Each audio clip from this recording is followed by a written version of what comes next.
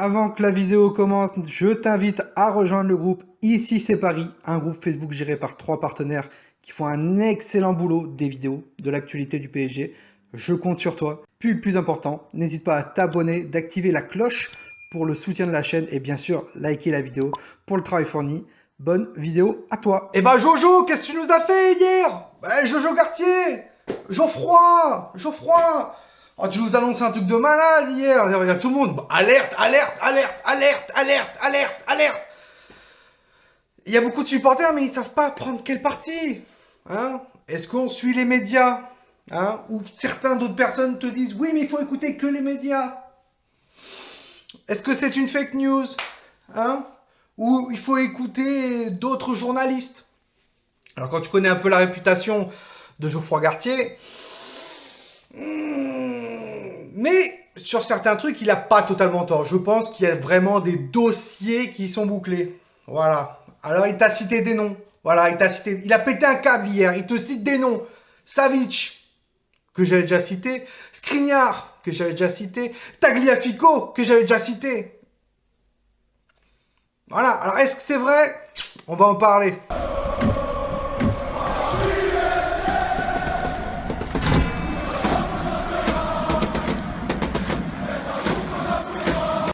Salut à tous, c'est Toinou, j'espère que vous allez bien. Aujourd'hui on va parler Mercato les gars, Mercato, et ouais, Geoffroy Gartier hier il s'est lâché sur le Late Football Club.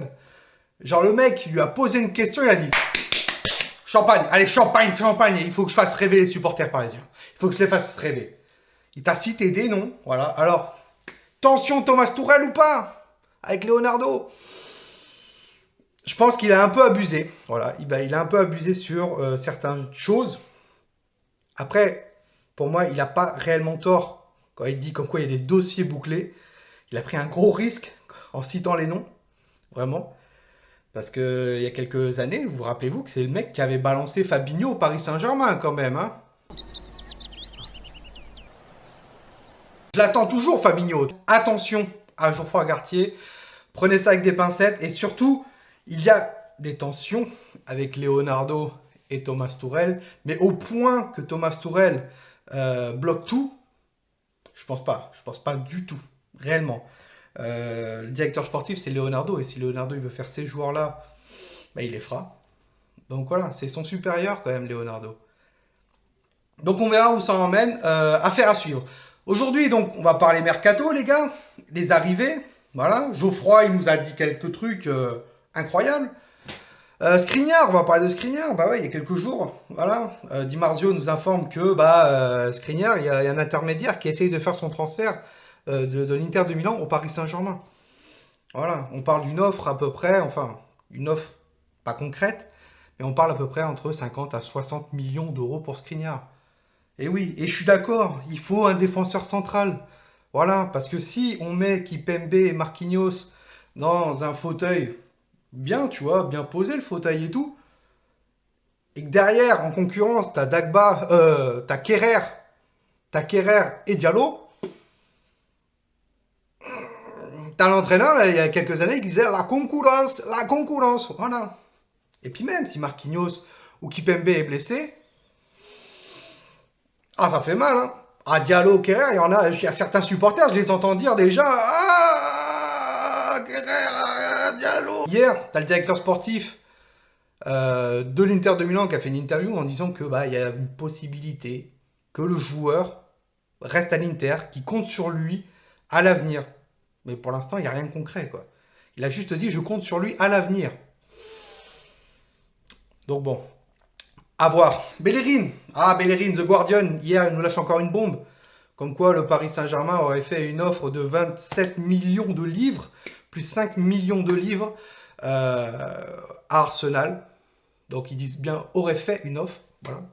Ils prennent pas de... Après, le Guardian, c'est assez fiable. Voilà.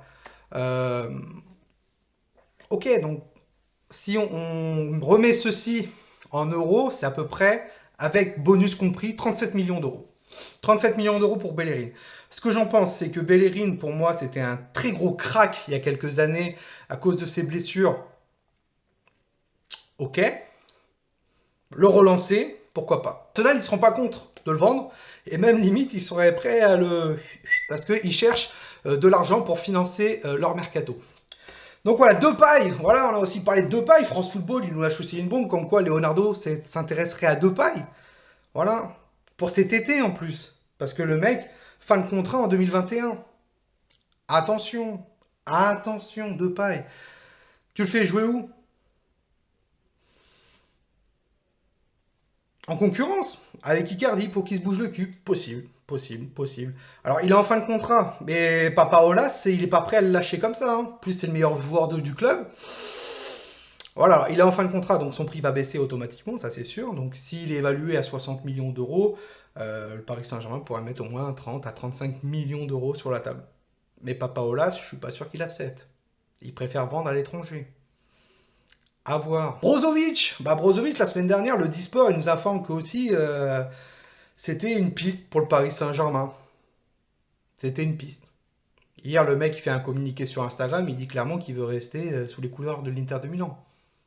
Et derrière, quelques heures après, tu as le directeur sportif de l'Inter de Milan qui dit « Ouais, je suis pas contre de le vendre.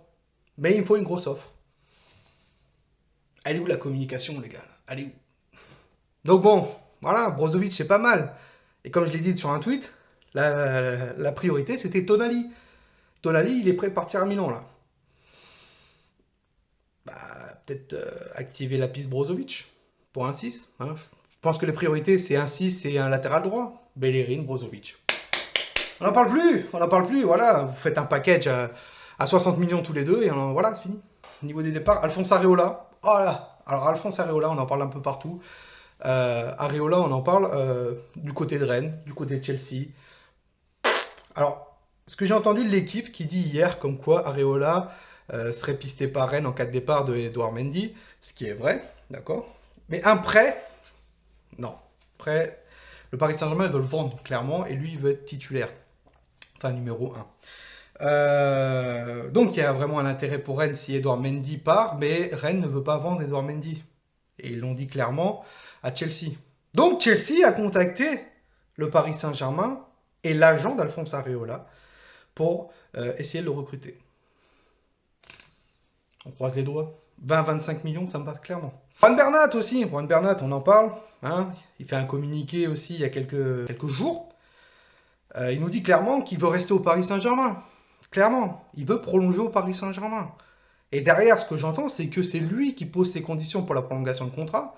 Alors que logiquement, ça devrait être le Paris Saint-Germain. Et il n'est pas d'accord avec les conditions du Paris Saint-Germain. Et le Paris Saint-Germain n'est pas d'accord avec les conditions de Juan Bernat. Alors, Juan Bernat, il aimerait prolonger au moins 2-3 ans.